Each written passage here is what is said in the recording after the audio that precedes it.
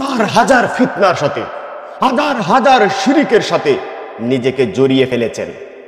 কিন্তু অন্তত সপ্তাহে একবার, অন্তত বছরে একবার আপনি মসজিদে গিয়ে সেজদা করেন, আল্লাহু আকবার বলে। আপনি সূরা ফাতিহার মধ্যে কি বলছেন? আলহামদুলিল্লাহি রাব্বিল আলামিন, সমস্ত প্রশংসা, একমাত্র প্রশংসা বিশ্ব জগতের প্রতিপালক আল্লাহ রাব্বুল আলামিনের।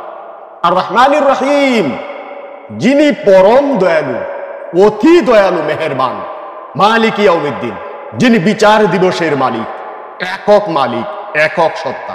ইয়াকা নাবুদু ওয়া ইয়াকা নাস্তাইন, একমাত্র শুধুমাত্র তোমারই গোলামি করি, একমাত্র শুধুমাত্র তোমার কাছে সাহায্য চাই। ইহদিনাস সিরাতাল মুস্তাকিম, আমাদেরকে ওই পথে চালান, সরল পথ, সহজ পথ, সুন্দর পথ।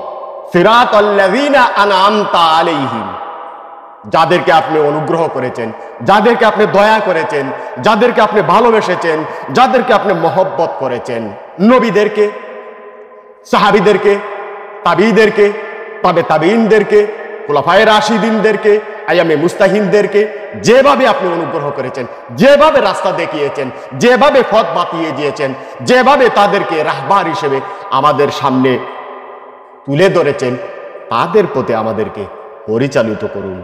তারা কারা? ফেরাউন। তারা কারা? নমরুদ। তারা কারা? আবু জাহেল, এখনো তাদের অনুসারী। বাংলাদেশ সহ সারা বিশ্বে প্রত্যেকটা জায়গায় চেয়ারে নিজেকে অধিষ্ঠিত করে, অত্যাচার করে, জুলুম করে, নির্যাতন করে, কোরআন এবং হাদিসকে অবমূল্যায়ন করে, অপপ্রচার করে, বিরুদ্ধাচরণ করে, হকপন্থীদেরকে নির্যাতন করে, কবরে পাঠিয়ে, ফাঁসিতে ঝুলিয়ে, জেলে পাঠিয়ে দমন করে দেয়। তাদের পথ থেকে আমাকে হেফাজত করো।